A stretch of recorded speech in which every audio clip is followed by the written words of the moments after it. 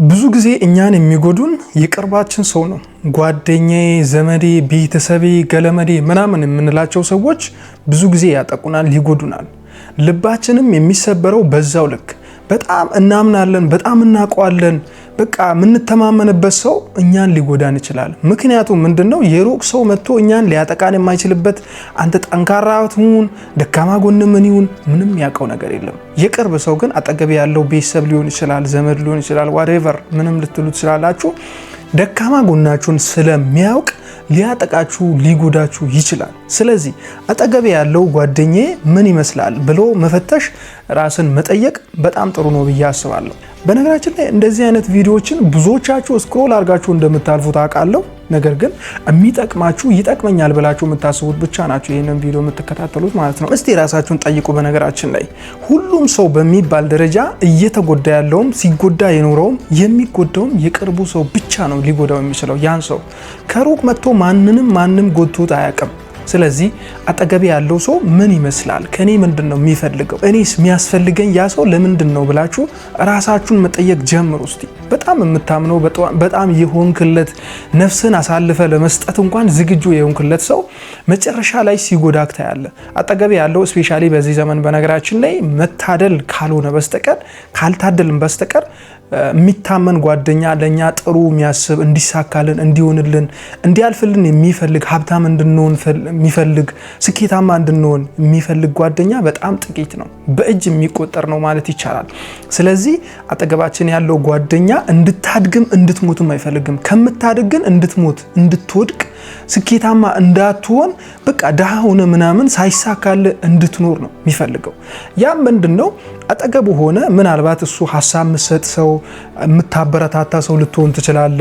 አንዳንድ ነገሮችን የምትደግፍ ሰው ልትሆን ትችላለ። ስለዚህ ከአጠገቡ ሊያርቅ አይፈልግም። ምክንያቱም እሱ ኮች ሆኖ የበላይ ሆኖ የተሳካለት ሀብታም ምናምን አንተን የሚያዝ የምትመኘው አይነት ሰው መሆን ነው የሚፈልገው። ስፖርት የሚሰራ ሰው ከሆነ በቃ እሱ ቦዲውን ቢልድ አድርጎ ምናምን ነገር መብለጥ፣ በጉልበትም በኤቭሪቲንግ በቃ በየትኛውም ነገር በልጦክ ሊገኝ ይፈልጋል። በሀብትም ቢሆን ልክ እንደዛው። ለምሳሌ የሆነ ነገር ቢመጣና እድል ቢመጣ እስቲ ይህንን ነገር እንካፈል ብሎ ላይወስድ ይችላል። እሱ ለራሱ ብቻውን ያንን ነገር ተሳክቶለት አሸንፎ ውድድርም ከሆነ ተወዳድሮ ምናምን ነገር ነው ማድረግ የሚፈልገው። ቢወዳድር ራሱ አንተ እንድታልፍ አይፈልግም። አንዳንድ ሰው እንደመታደል ቅድም ብያችኋለሁ፣ ምናልባት አንተ እንዲሳካል እንዲያልፍል ምናምን የሚፈልግ ሰው ከሆነ እንደውም አንተን ብቻን ኢንቫይት ሊያደርጉላ ይችላል። ያ እንደመታደል ነው ብያችኋለሁ። በፍጹም የሚገኝ አይነት ሰው አይደለም በነገራችን ላይ። ስለዚህ ብዙዎቻችን እየተጎዳን ያለነው በዚህ ዘመን በተለይ አጠገባችን ባለው ሰው ነው። እሱም ምንድነው? ከሩቅ መጥቶ ሰው እኛን ሊያጠቃን ሊጎዳን አይችልም። ምክንያቱም ደካማ ጎናችን ምን እንደሆነ፣ ጠንካራ ጎናችን ምን እንደሆነ፣ የት እንደምንውል፣ የት እንደምናድር፣ በየት እንደምንገባ ምንም የሚያውቀው ነገር የለም።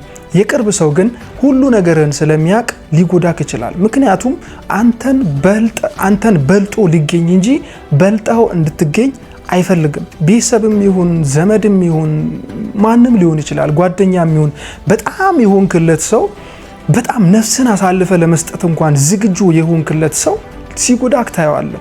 የሆነ ሰዓት ላይ በጣም ብዙ ገንዘብ ሰጥተ ብዙ ረድተው ከሚወድቅበት አንሰራርተ ምናምን ነገር እንጀራ ፈጥረ የሆነ ስኬት ላይ ከደረሰ በኋላ የሆነ ደረጃ ላይ ከደረሰ በኋላ አንተን ዞር ብሎ ላይኩላ ይችላል። በነገራችን ላይ ብዙ ሰዎች እንደዚህ አይነት ተፈጥሮ ስላላቸው ከማንም በላይ ራስን ማስቀደምን እንዳትረሳ። ራስን አስቀድም ማለቴ ራስን ውደድ፣ ለሰው አትሁን ማለቴ ሳይሆን ጥንቃቄ እንድታደርግ እየነገርኩ ነው። በእርግጥ ራስ ወዳድነት ከዛ የተለየ ነገር ነው። ራስ ወዳድ ሁን ማለት ምንድነው? በቃ ሰዎችን እየጎዳ ለሰዎች የሚሆነውንም እያግበሰበስክ ለራስ ብቻ አድርግ ማለት አይደለም።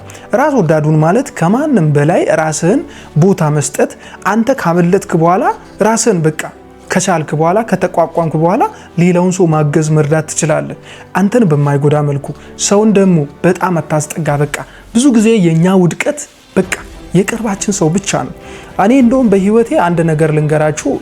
ግን እዚህ ጋር ያው ሙሉ እንትኑን መናገር አልፈልግም። ምንድነው እሱ ጓደኛዬ ነበርና በጣም ብዙ ነገር ወንድሞቹ ጀርባውን ያዞሩበት ጊዜ በጣም ብዙ ሆኜለታለሁ። አብሬው ሳድር በፍቅር የተጎዳበት ጊዜ ነበር። በጣም ተጎድቶ ብቻውን እንትን ሲል ብቻውን ሲያወራ ምግብ መብላት ምናምን አፕታይት አልነበረውም። በጣም ሲጎዳ ነበርና አብሬው ነበርኩኝ። በነገራችን ላይ አይዞ እያልኩኝ ሲያገባ ከጎኑ ነበርኩኝ ምናምን በጣም ሳበረታው ነበር።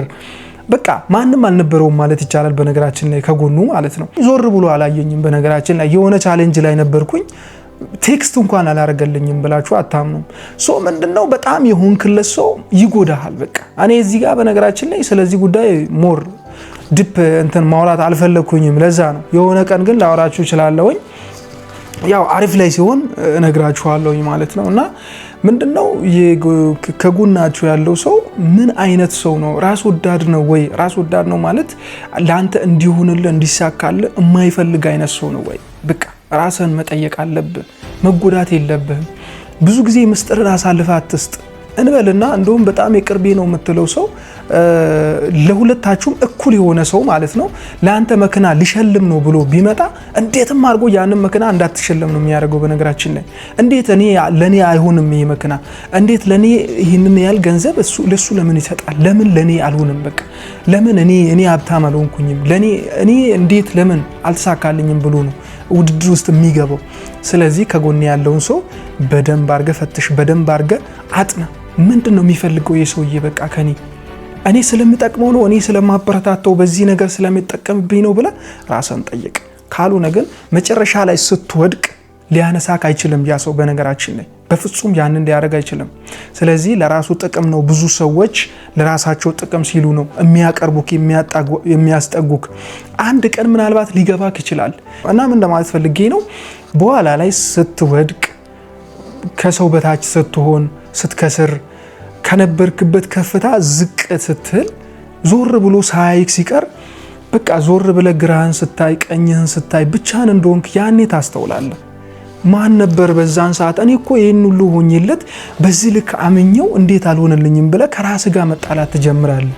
መነሳት የማትችልበት ሁኔታ ላይ ተስፋ ልትቆርጥ ትችላለህ።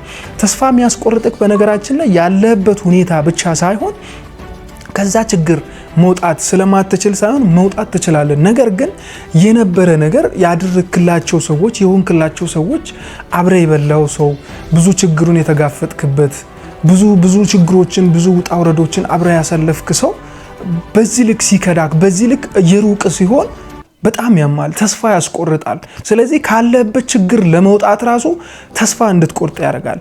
ለዛ ምንድነው ማድረግ ያለብህ? ከጎን ያለውን ሰው በፍጹም በዚህ ዘመን ስፔሻሊ ልታምነው አይገባም። ልትሆንም የሚገባው ምንም አይነት ነገር አትሆን። እንደውም ማለት በቃ ከራስ የሚበልጥ ነገር ምንም የለም። በነገራችን ላይ ተርፎ ካለ ማድረግ የምትችልበት ደረጃ ላይ ከሆንክ በቃ ውለታ ፈልገህ ካልሆነ በስተቀር ማድረግ ትችላለህ።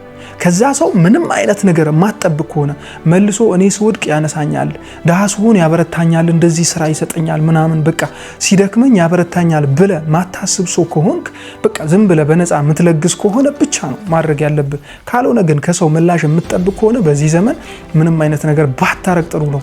ምክንያቱም እኔ ራሴ ከራሴ የተማርኩት ነገር ስላለ ነው። ብዙ የሆንኩላቸው ሰዎች፣ ብዙ ያደረግኩላቸው ሰዎች፣ በጣም ብዙ ነገር ያሰብኩትኝ ሰው ምንም አይነት ነገር ሳይሆን ሲቀር አይቼዋለሁኝ በበኩሌ። ሰው ልጅ ስለ ማንም ሰው ሊሆን ይችላል። በነገራችን ላይ ሰው ስለ ማንም በቃ። ስለዚህ አንተ ማመን ያለብህ መሆን ያለብህ ከእግዚአብሔር ጋር ብቻ ነው። ማንንም አትመን። በቃ ይሆንልኛል እንደዚህ እኔ ሲከፋክ ስልክ እንኳን አይደውልልህም። በነገራችን ላይ ስትታመም በቃ እንዴ ሰምቶ ራሱ እንዴ ታማ ነበር እንዴ እንደዚህ አይነት ነገር አጋጥሞ ነበር እንዴ ምናምን ነው የሚልክ። ስለዚህ ማንንም ሰው የተባለውን ሰው ማንንም አትመን።